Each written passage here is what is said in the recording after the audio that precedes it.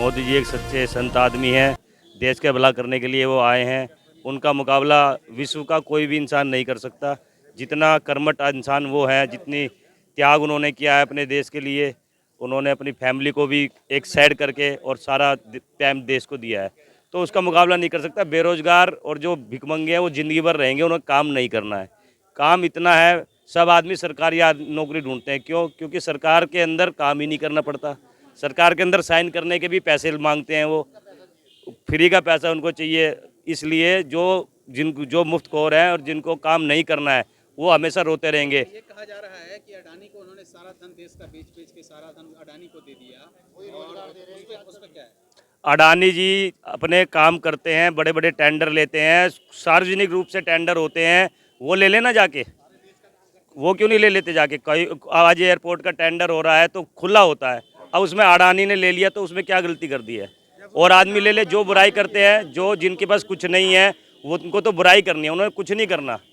आज इतना रोजगार है दुनिया के अंदर, रोजगार की कमी नहीं है। एक मजदूर को भी लेके आता हूँ तो 800 रुपये लेके जाता है, और अगर वो ठेका ले लेता है तो वही मजदूर 2000 रुपये डेली लेके जा रहा है। तो बेरोजगारी है कहाँ? जिस आदमी ने काम नहीं करना उसके लिए ही बेरोजगारी है, और कोई बेरोजगारी का बहाना है और कुछ भी नहीं है। इससे बढ़िया देश कभी नहीं चला। ये हमारी किस्मत है जो मोदी जी हम लोगों को मिले हैं। सबसे पहले सर TB19 को, आपकी आवाज़ को हमारा थैंक्स, जो हमारे आवाज़ रखने के लिए दिए हैं। सर देखिए, मैं स्टूडेंट हूँ, अपने पर्पज़ से मैं बात करता हूँ।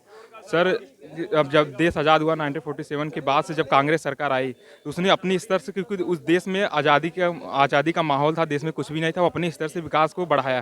फिर उसके बाद जब भाजपा सरकार आई, फिर वहाँ तक विकास हुआ था, उसके आगे वो ले गई। हालांकि कांग्रेस सरकार में कुछ कमियाँ थीं, लेकिन भाजपा सरकार उनसे बेटर काम करी।